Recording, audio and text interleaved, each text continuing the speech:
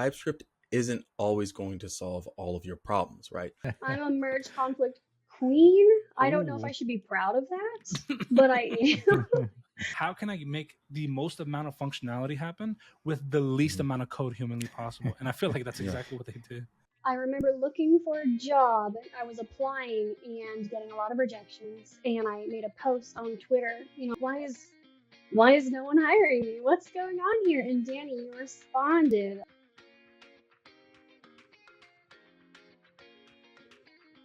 I'm today's special guest host, Shane Walker, and this is Commit Your Code, a show about software development, technology, and the developers that use it. Your host is Danny Thompson. Today we have an adaptable TypeScript developer, a deep-diving React developer, and a puzzling front-end developer talking about migrating JavaScript applications to TypeScript. Later on, we'll be joined by Kyla Gregory. She went from teaching to becoming a software developer. Thank you so much for being here. This is Commit Your Code. I am Danny Thompson, and I'm so excited for y'all to be here today. Today, I'm joined with Austin Akers. He is a software engineer who is a community builder and a huge open source advocate. He's built communities in the Dallas, Texas area, and he's still active with community building to this day. Austin, thank you so much for being here. Yeah. Thank you for having me. Excited to be here.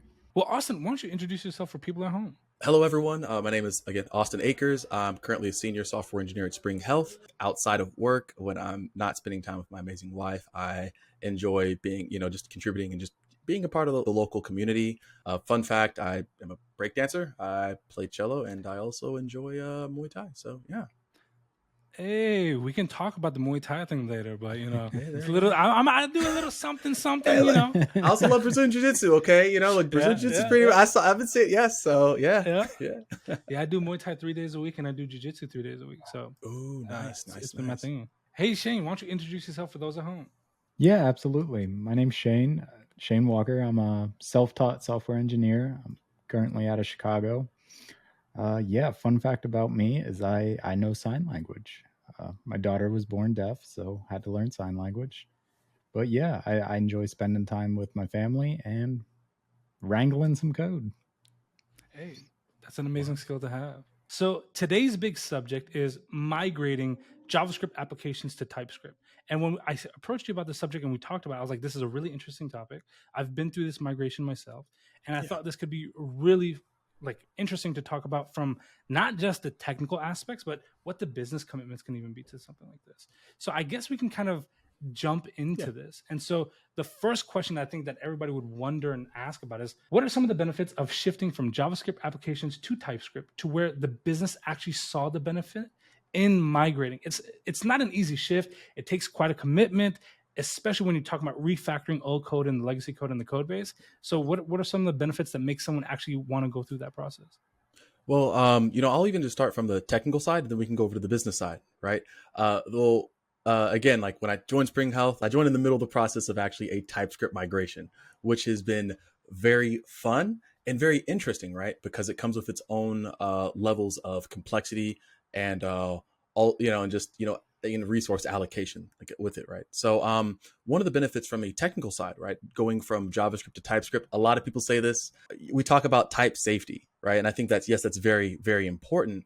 But also one thing that has been very beneficial, at least for me, right, when I've gotten ramped up in even just TypeScript code bases versus JavaScript code bases, is actually my ramp up time actually tends to be a lot quicker, because as I'm looking through the code base, it's much easier to understand what types, what interfaces are being implemented or being used within like certain components or certain certain utility functions and whatnot. And so from a technical perspective, developer ramp up, in my opinion, what I've seen and what I've experienced has been substantially higher for me in TypeScript code bases versus JavaScript code bases. Now, in terms of the benefits on the business side, right? One thing that I can personally say, I can tell you from a developer, I've been able to deliver features much quicker, right? And much less error prone in terms of areas that I may have, I'd say possible problems with, right? In regards to just JavaScript. Don't get me wrong, I can deliver JavaScript applications really fast, but once you start building things at scale, right, it becomes very difficult to understand in some situations what's going on in the code base, right? And so being able to, I guess, eliminate one barrier of like not really knowing, like, let's say again from types or anything like that, like, oh, what properties are should be passed into this component. Like, it just, again, TypeScript just makes it that much easier, in my opinion. And yeah, and also is, even from an, I was going to sort of go off here, but even from an open source perspective, right, looking at open source libraries, even frameworks, it has made it much easier for me to figure out ways to contribute and navigate those code bases as well. So, You know, that's something that I was very vocal about. So the company that I'm with now, AutoZone, we use TypeScript. And when I jumped into the code base for the first time, I felt like I grasped a lot of that code base significantly faster. And I was able to start navigating my way around that code base a little bit easier because of those types. It made it very easy to read, very easy to grasp. But I felt that I had a lot more knowledge very early on, or at least when I was attempting to add features and work on tickets. Because, you know, when you first join a team, a lot of those tickets are very simple ones to kind of get you acclimated with stuff. I felt like I was preventing myself from making very sizable or very foolish mistakes really early on because I was understanding what was going in there early on. And so that type safety plays a big, big role into that. Yeah, I wholeheartedly agree. So I remember at my last company that I was at, Microsoft, like our entire code base is like a lot of, like the vast majority of it was like TypeScript. And I actually felt, although I was like in a very uncomfortable part of the code base, I was comfortable in the sense of like being able to navigate that, right? And just, you know, work around that as well. And so it's, it was really interesting, right? Despite being in a very, again, joining a company and being in a very unfamiliar code base, right? You know, what are the areas of familiarity and consistency that you can sort of latch onto and then build out that knowledge pool like from. So the level of and TypeScript really the level of confidence that it gives you is really unmatched. You know, you just have confidence in the code that you write. Can you speak any to that? Yeah, I'd have to say, in terms of, you're right, like in terms of you know, TypeScript, again, with a lot of different languages, you know, if written properly, right, gives you a substantial amount of confidence in terms of like the code that you write. Now, don't get me wrong, like, yes, you still need to write things like, you know, your end-to-end test. You still need to write your, you know, you need to write, you know, test and everything like that, right? But TypeScript fundamentally has given me a level of I'd say security in the sense, in comparison to writing out components and then looking back at those, let's say, varied components or, you know, certain things as I would, you know, using JavaScript. I just coming back to those much later on and like, okay, cool. Like, I know how this worked. Now, granted, again, I always love giving disclaimers. There are other things involved, right? From having very well named components or well named functions and whatnot. But in terms of, again, like just being able to understand like the types and being able to easily like know what's exactly going on. Just TypeScript has made it much easier. Love that. We've talked about some of the pros. We know TypeScript is amazing, but what could possibly be a potential drawback to this shift? Like, what could be a negative towards doing something like this? TypeScript, now this is going to sound really interesting, but TypeScript isn't always going to solve all of your problems, right? A lot of the problems that you have within like code bases aren't inherently TypeScript problem, or isn't inherently problems that TypeScript can always solve. So for example, right, what is the organization of like your code? Like how does it scale, right? Certain things like that. For a lot of individuals are like, oh, cool, we're gonna migrate this entire code base from JavaScript to TypeScript. But if you have like bad implementation, right, it's just really going to make that, you're just pretty much shifting over bad implementation from JavaScript over to TypeScript, and that's persisting in a more verbose matter, right? And that now that bad implementation is now it's now implemented with types, right? So again, like in terms of like TypeScript or whatnot, like the benefits or, you know, of migrating, there are a lot of benefits, right? But I think that migrating, there are things that need to get done, in my opinion, right? Something that I've seen and experienced, and even like our engineers, the amazing engineers I've been working with at my company, you know, we've been saying like, right, hey, you know, instead of us, you know, migrating to TypeScript immediately right now, let's address these concerns and these issues that we have first, right? And implement some best practices before we go ahead and try to, you know, fully do a full migration of our code base into TypeScript. So, yeah. Awesome. Were there any specific pain points you were trying to address with TypeScript? And I guess a second part to that, were there any unexpected challenges or roadblocks that you ran into with the implementation of TypeScript? Everyone has varying knowledge. While everyone has really good knowledge of JavaScript, everyone has varied knowledge of TypeScript, right? And also how to properly implement types, right? I think that right there is just challenges, just areas, just, in general, right? You experience in a lot of different organizations, right? You have varied people of experience with a certain technology, and being able to establish a foundation that allows everyone to thrive and also be okay with that change, because there definitely in situations have been pushback around like, oh, we don't really want to, JavaScript's perfectly fine. We want to be able to implement like, let's hold off, or let's not implement TypeScript, right? And the concerns were valid, right? But yeah, as I said, I think that in my opinion is how we go about implementing, um, you know, types, and also the varied knowledge around TypeScript, and making sure everyone can be effective contributors, not only to the migration, but also to the code base moving forward. You want to know what's a challenge or roadblock for me with TypeScript? Generics, dog. Generics. Oh my God, generics. Yes, generics. I'm telling you, that right there, I was like, oh man, like, wow. Like there's like even more like advanced generics, like patterns too. And I'm like, I have like a couple books, and I'm like, I had a couple books, taking a course and everything. I'm like, okay, there's a lot more to TypeScript than what I realized, right? I love getting into it. Yes. Do you read library code at all? I mean, some of the library code utilizes generics, and I'm just like, oh, this isn't TypeScript. Yeah. What? Yeah.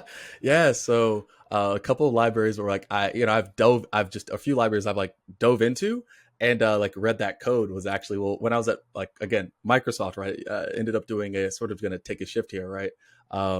When I first joined, I was like, hey, why don't I try to upgrade like this library we're using called Fastify from 2.15 to like 3. Now, keep in mind, the entire type system was rebuilt from the ground up from Fastify 2.15, right, which was all JavaScript, and all the way to Fastify 3. And so I was like digging in, reading a lot of like that library code, and sometimes I'm like, oh my gosh, like these are really advanced use cases of type that I just simply wasn't familiar with, and I'm like, this is amazing.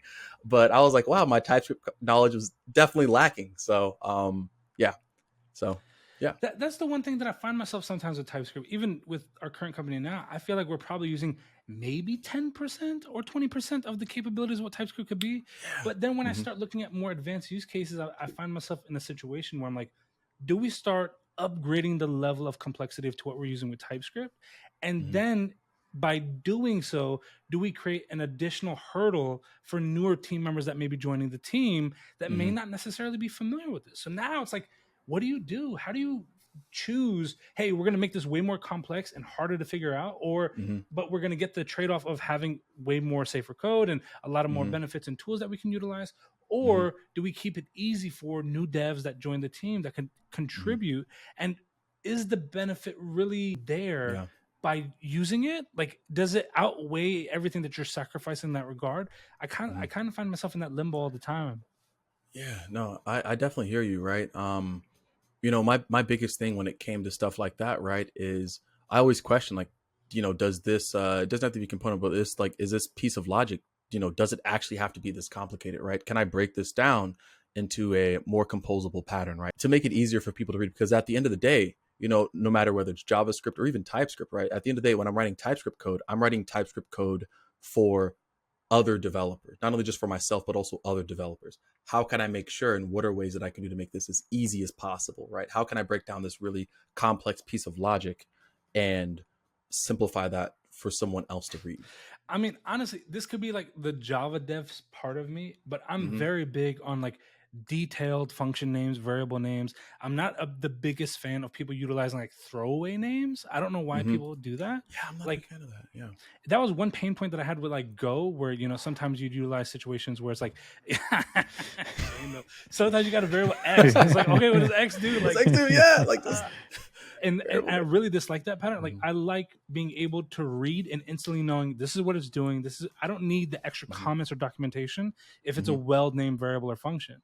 And so I'm very big on the focus should always be readable code over something random and cool that you saw in like a viral tweet or a viral blog post. Yeah. I feel like that readable, because in 6 months from now, you're going to forget that tweet. But when that bug shows up, because it's not an if, it's a when. Win. Always a win. Always a win. Are you going to be able to remember that thing that you created? And so readable code has always been my focus. And that's also the reason why I think I've become a fan of TypeScript, even though in the beginning I was like, do I really need it? Is it really the big deal? Same here. Yeah, I thought that too. Yeah, you're right.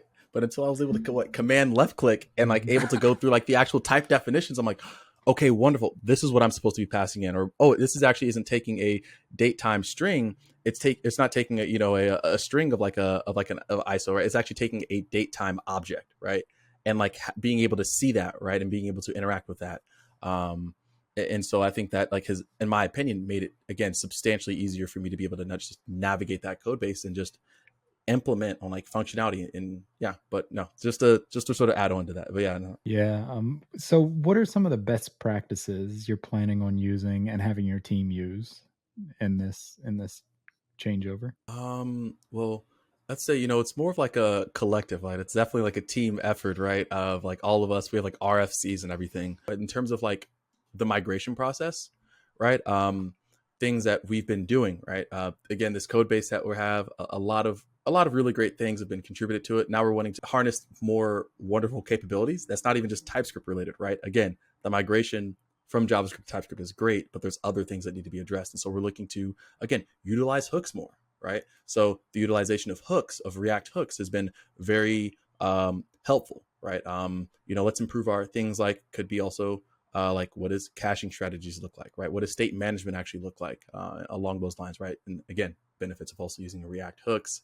I think also we're eventually looking like React query and stuff like that. And so I'm a big fan of React query. Yeah.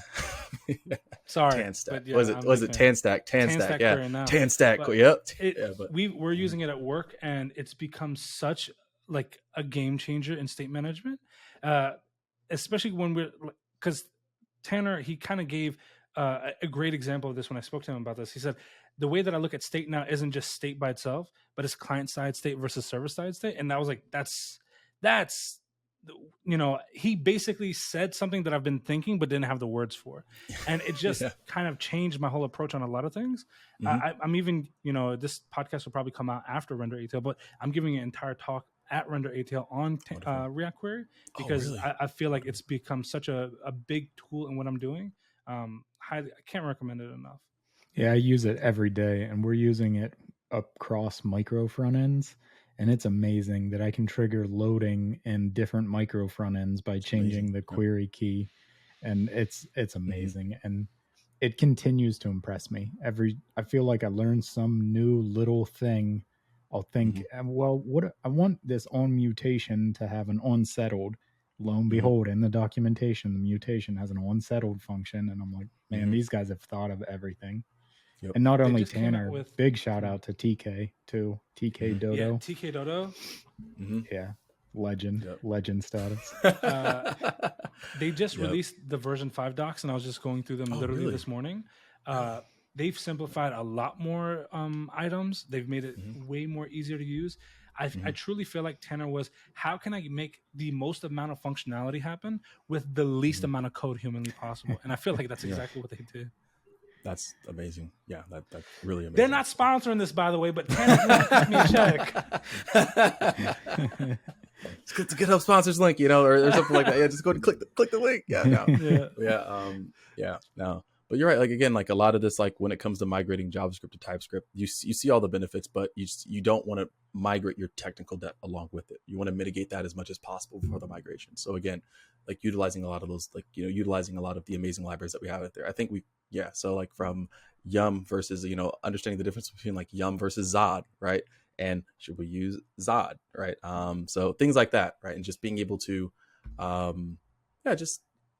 I think there's a lot to it, right? And I think it's really interesting as I keep saying, like, yes, JavaScript, migrating it to TypeScript, but the in between is the most, again, like the very interesting part, because I'm like, wow, it's not as just easy as saying, all right, let me just go ahead and create this new component and let me just migrate all this code, create a .tsx file, right? And let me just go ahead and just take all this and just let me add some types to everything. It's like, wait, no. Oh, hey, I see some really interesting like things, we can simplify this piece right here, right? That, oh, let's migrate this right here, this graph, oh my gosh, GraphQL. Oh my gosh, I almost forgot GraphQL for a whole moment. Yeah, let's try to migrate this, right? And let's turn this, let's encapsulate this inside like a React hook, right? Let's standardize. Let's put this inside like more like shared components. Like, oh, this is cool, right? What does our component library look like as well too, right? So there's, again, unfortunately, there are a lot of moving parts, but being able to consolidate and sort of within the process, again, refactor and try to migrate those best practices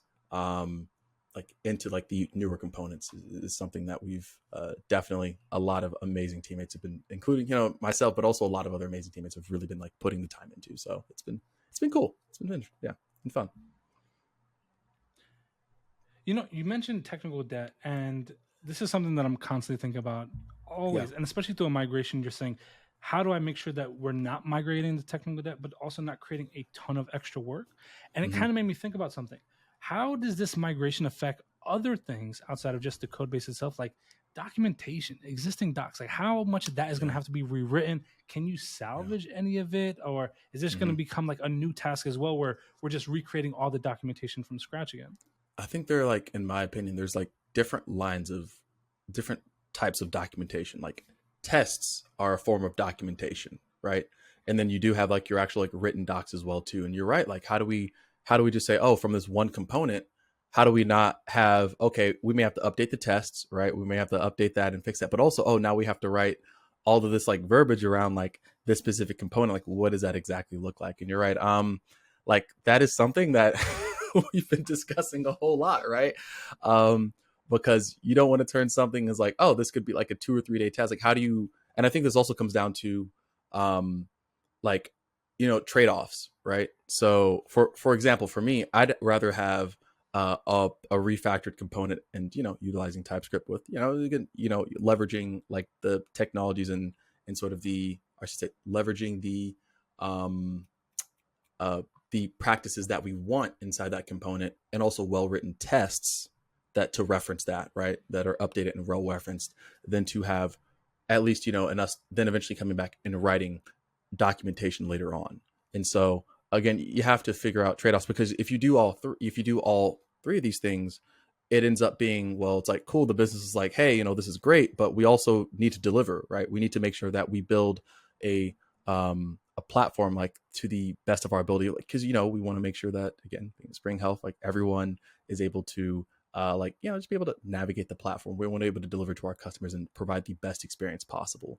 And so unfortunately, when it comes to things like this, you have to figure out trade-offs. So but for me, TypeScript component and really well spec'd out and written, well mocked, spec'd out, and like written tests would, I think, speak volumes. Yeah. Something I find myself doing a lot, and I've done a couple conversions. It's hard for me to not continue pulling that thread of, okay, I'm going to convert this component to TypeScript. That's my task. And then that component imports another component that hasn't been converted yet. So now my mind's like, you know what, I'll just do both of these. So I pull that second one in, and then that one imports 2 more components that aren't TypeScript. And then I'm like, you know what, I'm here. I may as well clean up all 4 of these components. And before you know it, I've rewritten the router, and I'm in the index file. And how do you time box, or how do you margin that and say, okay, I have to stop here?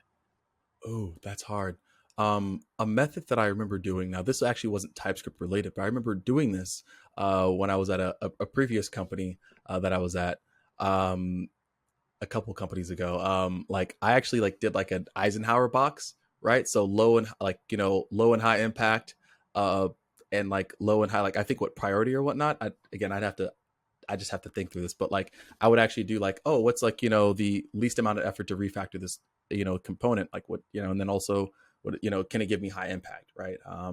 So the least, like the lowest amount of effort, but high impact. And then sort of like mapping, I used to actually map out components, and then like, in like a 4 quadrant sort of graph, and then work from one quadrant, then the other quadrant and go up from there. Because you're right, it is easy to get into a dependency array of like refactoring, or a dependency, just like a tree of just refactoring all of that, right? Oh, I'm going to go from like this modal. Oh, well, this modal uses this card component. This card component, has this button as well. Oh, well, this modal also has like this button, right? And it's like, oh, well, now I need to refactor everything, right?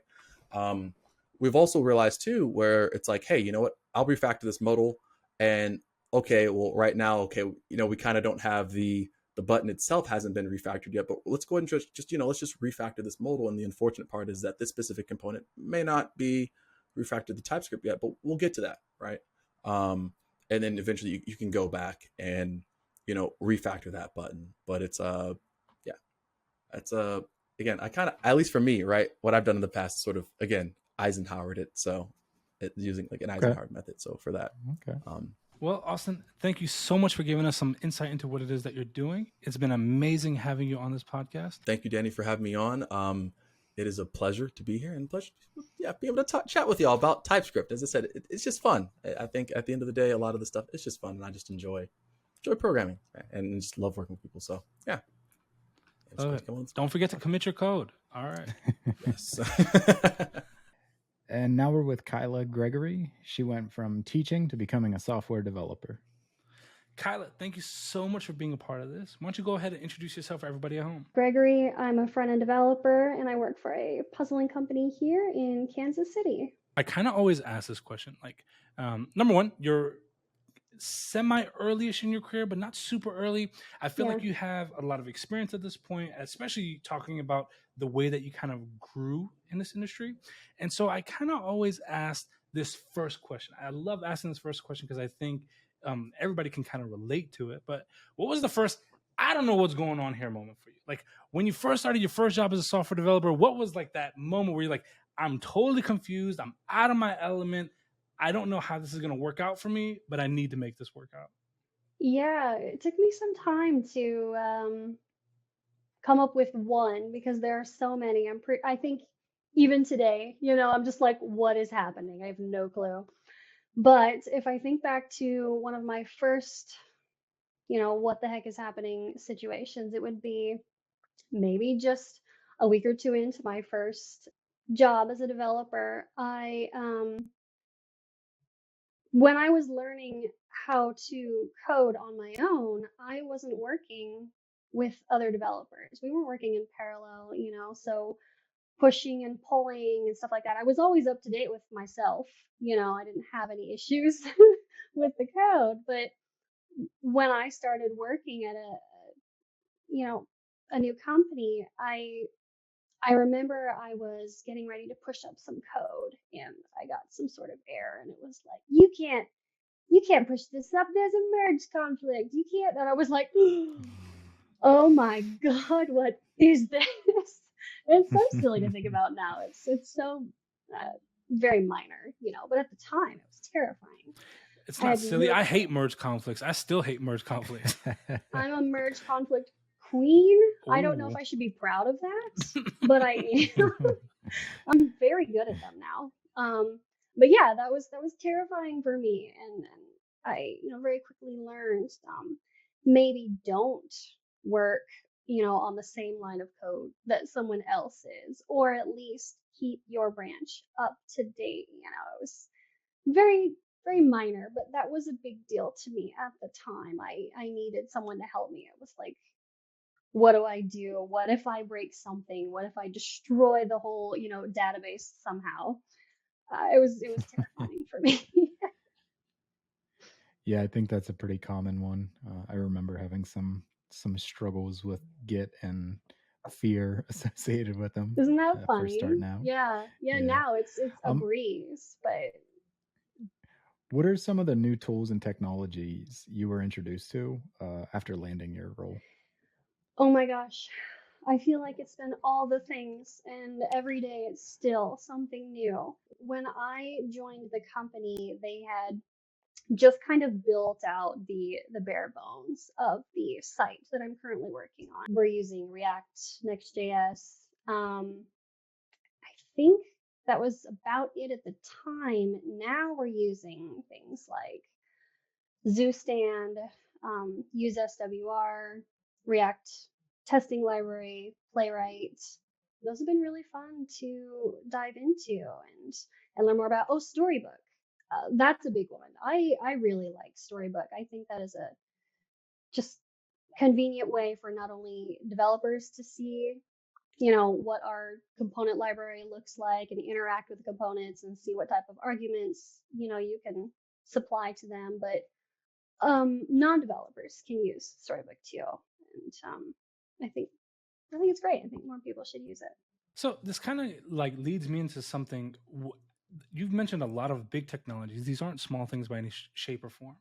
How does the state that you're in now, because we mentioned state management, how is the state that you're in now in comparison to your idea of what a tech stack should have been before you even entered tech? Like, how does it compare? Like the tools that you may have known or utilized before you landed a role versus now the tools that you've been utilizing in your day-to-day?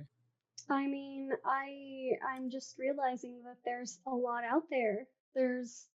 It's never ending, and not only that, but these packages constantly have updates, so there are always bug fixes and new features, and so there's just always something new. It's opened my mind. There's so many things that I can do and use. Can you go into a little bit about how you start to get familiar with a code base? Yes, yeah. So I'm very fortunate that the team that I joined, they are really amazing developers, and they just are excited to learn and excited to help. My manager, team lead, whatever you want to call him, he's just so eager to help and make things as easy as possible when it comes to onboarding. So they had a Confluence page just with a list of, all onboarding, just everything for me to refer to. And it was like, okay, go through this list. Here are links that will take you to this documentation. Here's why we use BEM. Here's why we use whatever. And so that was my first step into, understanding the code base and the team and how they function. After that, I just dug into the code, really. I went in there and started viewing all of the utility helpers and read through it, trying to see, what they do, what they return. That was only so helpful. It's much easier once you start actually using them. Another great thing was Storybook, of course. If I don't know what a component looks like, I could go to Storybook and view that right there and see its designs, what it's supposed to look like on different breakpoints. If it meets accessibility criteria, I can alter the arguments that are supplied to it and see how it changes. That's super nice. And then I think it was last year, one of my coworkers found a Chrome extension called locator.js. Have you guys heard of that? It's amazing. I have no clue how it works. I couldn't tell you, but you get this extension and it seems like just out of the box. If I visit a page of my site, I hold the Alt button, hover over any component, and a little border will show up around the component and it will show the component's name, usually. And you can click on it and it will immediately open up the code for that component. Wow. Yeah, it's amazing. It's super helpful, especially if you're starting somewhere new and you're trying to get familiar with the new code base. Locator.js has been very, very helpful, and I still use it. Sometimes we just have so many components. I'm like, which one are you? I can just easily click on that and it'll open up the code for me. Yeah, honestly, I just end up using the React developer tools and the Redux tools. So that kind of gives me all that information as well. But it doesn't redirect, not that I know of at least, it doesn't redirect me directly to that area of the code base. So that's pretty interesting. But I knew Locator.js worked similarly, but I didn't know about that particular feature. So that's pretty interesting. But what I will say is, like, at least with the React developer tools, every junior that I've ever worked with, I always have them install this as well, saying, hey, you need to have this because when you're inspecting, oftentimes, especially with juniors, I find them like they're inspecting the element and they're trying to use like the test IDs to find the component. And I'm like, if you Or the class just use the names. React dev tools, Yep. you can go ahead and just, locate the exact component that is being loaded here. Definitely a good tip there. But now it has me asking a question now. Like, I think you've mentioned all these different tools and ways that you've utilized it.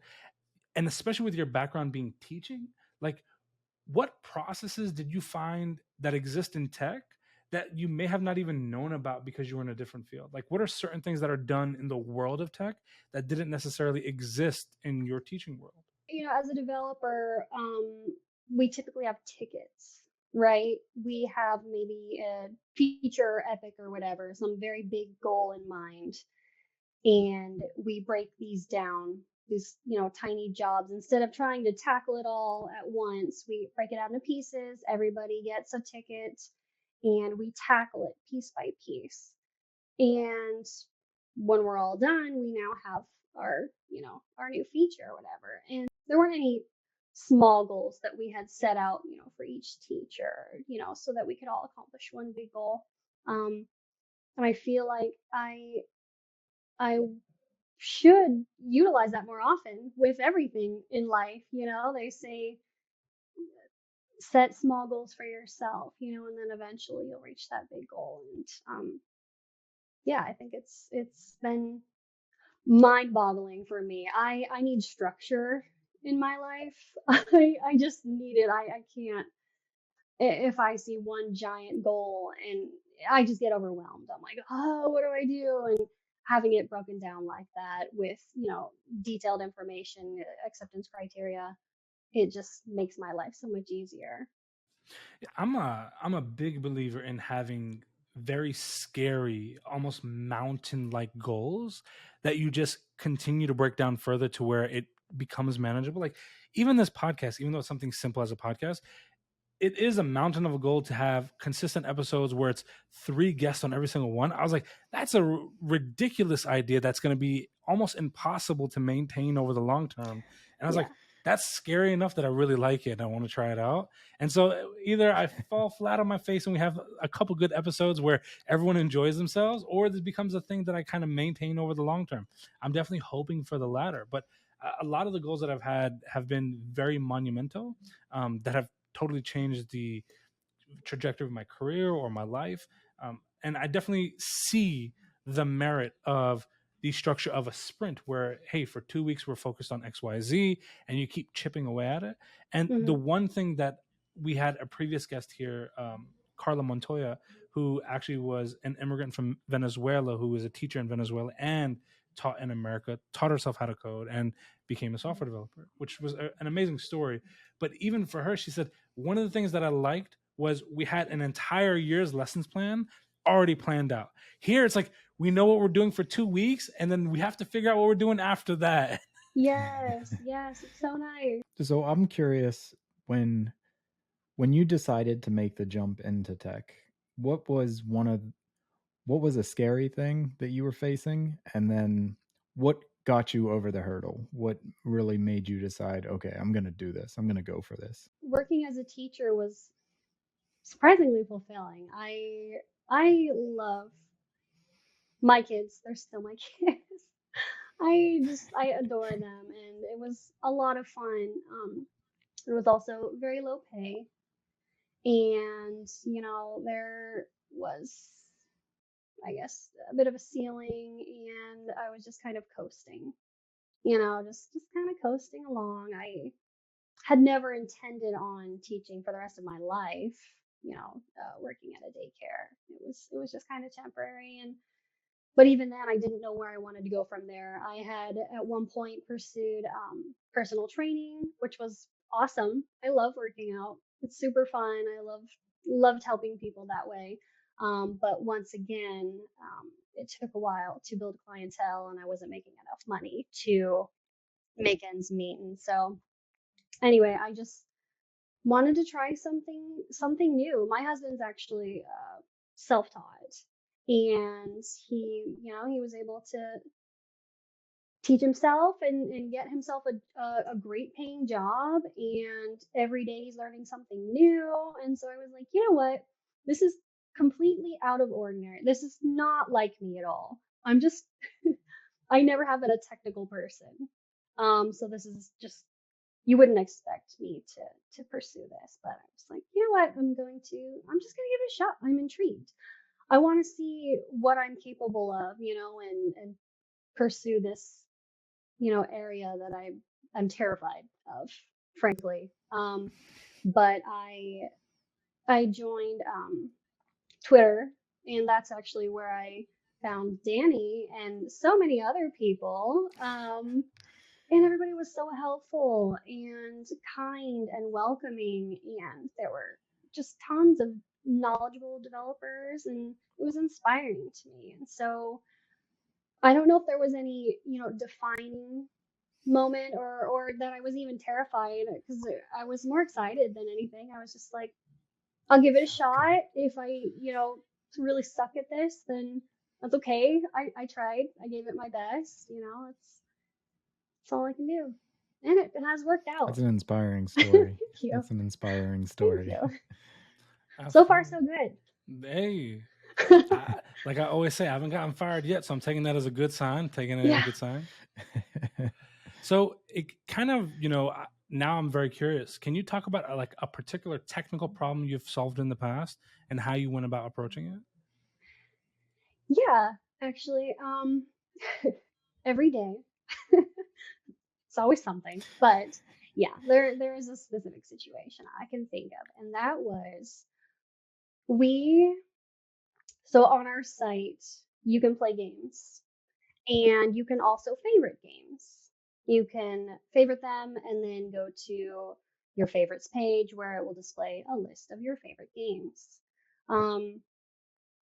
What we realized very quickly was when a user would click to favorite a game and then go to see their list of favorites, it wasn't updating fast enough. It was just a little too slow, and we needed to figure out a way to make it, show faster. And because we use SWR, we were able to use the optimistic data option and basically supply some kind of fake information, if you will, some fake data to replace the data that we were currently displaying, until we would receive the information from the service, until it was updated. I don't know if that made sense the way I explained that, but yeah, that was something that I had worked on, and it worked like a charm. Now when a user clicks to favorite an item, they can go to the favorites page, and they will see the list of all of their favorite games right there. And once that's updated on the service, we'll get that data back, and it will replace the optimistic data. That's awesome. That's really cool. Could you tell me something that you wish you knew, something that you know now that you wish you knew before you started your first tech job? I mean, I don't, this is probably very specific to me, but I would say take notes immediately, like right when you first start, because I can't tell you how many times, and I went in knowing that I was going to be asking my teammates the same questions over and over again, and I really didn't want to have to do that. They're very kind and happy to answer my questions, but it's much easier, I think, to, when you ask them a question, how do I solve this, or what do I run again, and they tell you what that is. Write that down somewhere so you have something to refer to. And I still do that. I have far too many notes, actually, because of it, but it's nice. I have all my notes right there. I'm super big on taking notes. As you can see, I always keep a notebook and pen on my desk at all times. Yes. Because of that, I like to jot things down, especially if we're in an active discussion and we mention certain things. I like to write it down so I could research it later or see how I can implement it or do something.